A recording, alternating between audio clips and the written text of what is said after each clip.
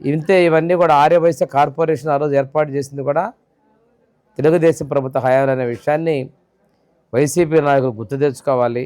మీరు అనంతరంగా రాద్ధాంతాలు చేస్తూ ఆర్యవైశ్య సోదరుల్లో రెచ్చగొట్టే ప్రయత్నాలు చేయొద్దు. ఇది మంచి పద్ధతి కాదు. ప్రజలు మిమ్మల్ని తిరస్కరించారు, చేత్కరించారు. అయినప్పటికీ కూడాను ఏదో లబ్ధి పొందాలనుకుంటున్నారు కానీ వాస్తవాలు కాదు ఇది. మీరు మా ప్రభుత్వం వెంటనే స్పందించింది. మా ఎమ్మెల్యే గారు లేనందున మా జిల్లా పార్టీ అధ్యక్షులు ఇచ్చారు, తర్వాత ఎమ్మెల్యే గారు ఇచ్చారు, తర్వాత మా ఆర్యవైశ్య చైర్మన్ వచ్చారు, కార్పొరేషన్ చైర్మన్ వచ్చారు, హోమ్ మినిస్టర్ గారు స్పందించారు, ఎస్పీ గారు చర్యలు తీసుకున్నారు. నిన్న వీళ్ళు ఎవరైతే బాధితులు ఉన్నారో వాళ్ళందరూ కూడా ముఖ్యమంత్రి గారికి కూడా ప్రభుత్వం ఇంతగా స్పందించినందుకు ధన్యవాదాలు తెలియజేశారు.